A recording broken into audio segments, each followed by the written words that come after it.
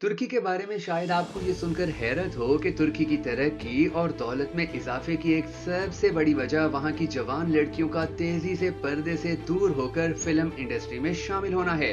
तुर्की की 70% से ज्यादा लड़कियां ड्रामों, फिल्मों या स्टेज शोज में अदाकारी के लिए खुद को पेश करने की ख्वाहिश रखती हैं। बिलाशुबा तुर्की में इस्लामी रंग, तालीमात और माहौल देखने में बहुत ज्यादा महसूस होता है, मगर हकीकत में तुर्की की लड़कियां जितनी आजाद हैं शायद अमेरिका की भी नहीं हैं। आज तुर्की की फिल्मी सनत इंतहाई तेजी से तरक्की कर रही है, जो नई फिल्मों की यकीनी कामयाबी के लिए लड़कियों के बड़े बड़े प्रोडक्शन सेंटर भी खोलने का सबब बन रही है। इसमें भी कोई शक नहीं है कि तुर्की की अदाकाराएं अपनी खूबसूरती से नाजरीन को महसूर कर देती हैं।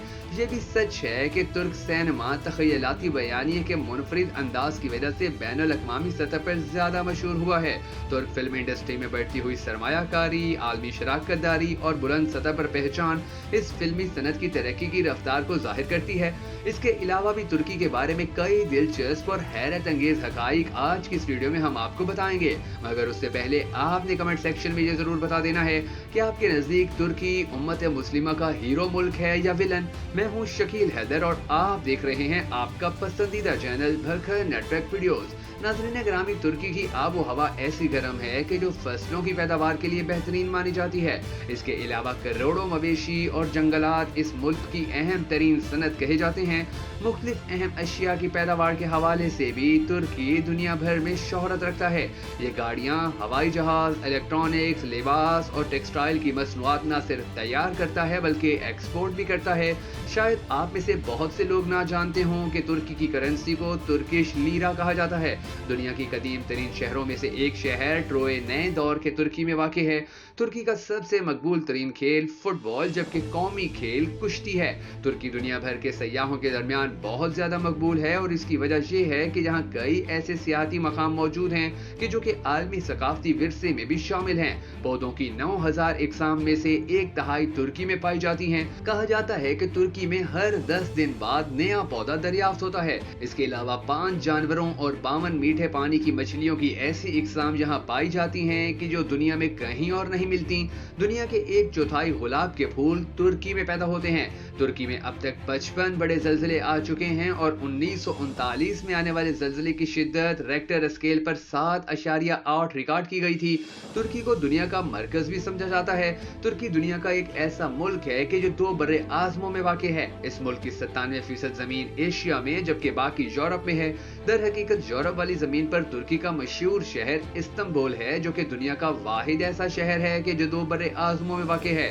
तुर्की की सरहद 8 ममालिक के साथ मिलती है, जिनमें आर्मीनिया, आज़रबाईजान, ईरान, इराक, शाम, बल्गारिया, यूनान और जॉर्जिया शामिल हैं। इस्तांबुल तुर्की का सबसे बड़ा और यूरोप का तीसरा सबसे ज्यादा आबादी वाला शहर है। ताहम ये तुर्की का दारुल हुकूमत नहीं है, बल्कि इस मुल्क के दारुल हुकूमत हैरत अंगेज तौर पर इनकरा सिटी है।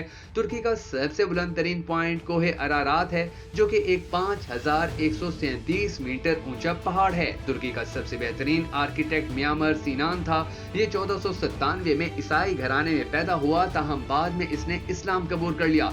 इसने पूरे तुर्की में 321 अमारात डिजाइन की, जिनमें से 85 अमारात आज भी मौजूद हैं। तुर्की में पुराने जमाने के 7 अजूबों में से 2 पाए जाते हैं। सेनेट निकोलस, जिसे आमतौर पर सांता क्लास के नाम से जाना जाता है, वो तुर्की में ही पैदा हुआ था। पढ़ने लिखने के सबसे पहले सबूत तुर्की के शहर अनातोलिया से 1950 में दरियाफ्त किए गए थे।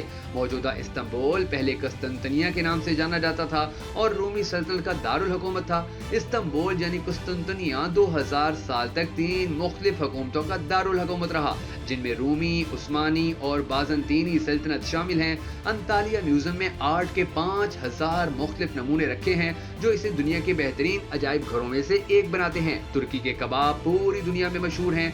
यूनेस्को के तहत तारीखी विरसे वाली 10 अहम तरीन साइट्स तुर्की में ही मौजूद हैं। तुर्की के लोग बहुत मुहिब्बे वतन हैं। वो कभी भी किसी भी हालत में अपने मुल्क की बुराई नहीं करते। नूह अलैहिस्सलातु वस्सलाम की कश्ती भी कोहे अरादात पे ही आके रुकी थी। ये पहाड़ भी तुर्की में ही है। तुर्की में एक दूसरे से मिलते वक्त पुरजोश मुसाफे किया जाता है। तुर्की जुग्राफियाई तौर पर एक पेंसोलोना यानी जजीरा नुमा है और इसके इर्द गिर्द बहीरे एजियन, मेडिटेरियन सी यानी बहीरे रूम और ब्लैक सी यानी बहीरे असद वाक़े हैं। तुर्की में भी पाकिस्तान की तरह वजीर आजम हुकूमत का सरबराह होता है। तुर्की की ग्रैंड नेशनल असेंबली 550 अराकान पर मुश्तमिल होती है। अगर आप हमारी ये वीडियो यहाँ तक देख चुके हैं तो क्या आप कमेंट सेक्शन में ये बता सकते हैं कि पाकिस्तान की नेशनल असेंबली में कितनी सीटें होती हैं? तुर्की को 29 अक्टूबर 1923 को जंग अजीम अव्वल के इख्तिताम पे आजादी मिली, या दूसरे लफ्जों में यूं कहिए कि उस्मानी सल्तनत का खात्मा हुआ और तुर्की वजूद में आया। तुर्की में इस्लामी असूलों की बराह रास्त खिलाफ वर्जी भी की जाती है। मिसाल के तौर पर तुर्कों का ख्याल है कि तावीज़ बुराई से बचाता है, और अब ये तुर्क सकाफत में नुमायां होने के अलावा खरीदने के लिए सबसे ज्यादा तजवीज़ करदा तहाइफ में से भी एक बन चुका है। इसी तरह दोस्त और रिश्तेदार अमूमन अपने अजीजों की हिफाजत के लिए उस पर बुरी नजर से बचाव का तावीज़ डालते हैं। तुर्क लोग छोटे बच्चों को बहुत पसंद करते हैं। तुर्की के बहुत से इलाकों में खतना अब भी एक मजहबी जरूरत माना जाता है, लेकिन गुज़िश्ता सदी के मुकाबले में इसके तरीकों में काफी बेहतरी आई है। हालिया बरसों में खास तौर पर तुर्की के मगरबी इलाकों में ज्यादातर अफराद खतने के लिए अस्पताल के ऑपरेशंस का इंतखाब कर रहे हैं। दोस्तों, अगर आपको हमारी ये वीडियो पसंद आई हो तो भक्कन नेटवर्क वीडियोस को सपोर्ट करने के लिए इस वीडियो को लाइक और शेयर जरूर कर दीजिएगा।